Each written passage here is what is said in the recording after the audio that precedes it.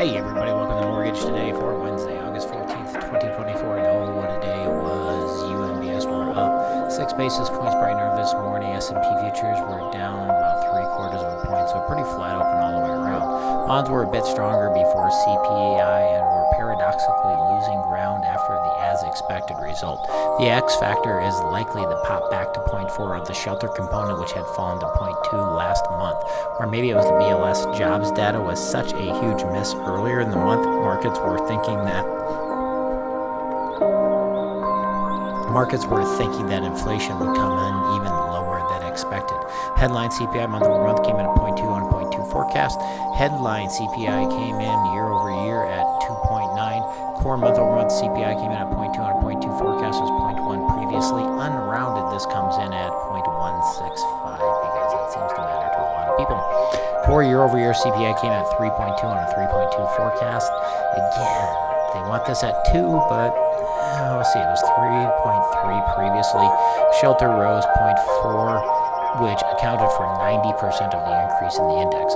The number probably gives the Fed the comfort they need to begin cutting rates in September. The Fed Fund futures see now a 100% chance of a September rate cut, with 56% chance of a 25 basis point cut and a 44% chance of a 50 basis point cut. Just to be clear, mortgage rates are currently almost 100% based on anticipation of Fed rate cuts. When these cuts are speculated to be bigger or that more of them are coming, we see better mortgage rates. When the cuts seem less likely, rates creep higher. This current inflation report tipped the scales of a September rate cut to being a quarter point instead of a half point. Markets still predicting a full point in cuts by the end of the year, though. When fund managers were asked what they consider to be the biggest tail risk, a recession is now the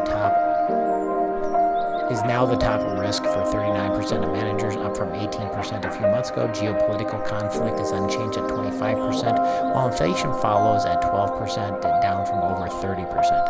A systematic credit event is cited by 12%, up slightly, then an AI bubble at 7%, and lastly a U.S. election sweep at 4%, down from 13%.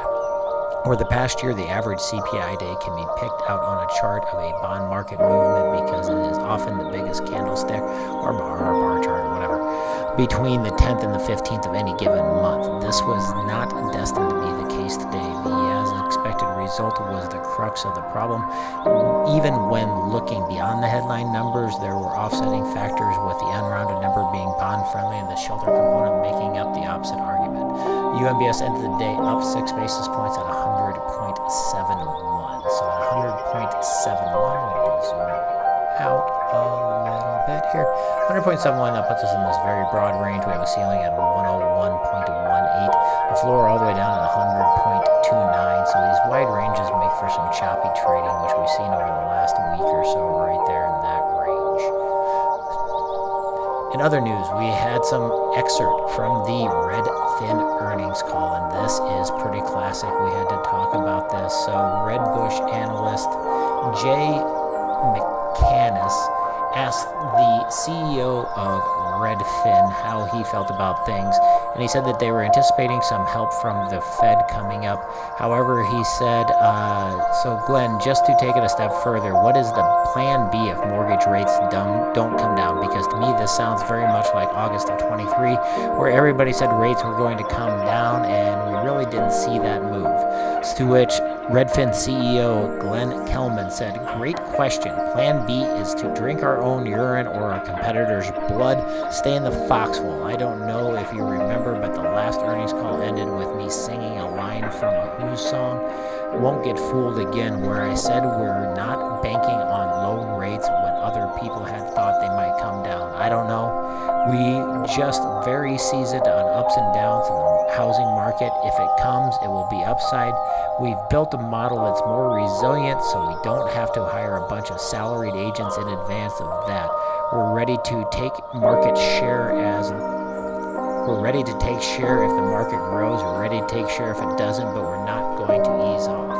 To which the Redbush analyst, Jay McCann, said, okay, that's all I had, thank you. To which the CEO kind of backtracked. He said, we'll drink our own urine before the blood. Actually, I wish I hadn't said that, but I think it's pretty awesome, and I think it's pretty classic.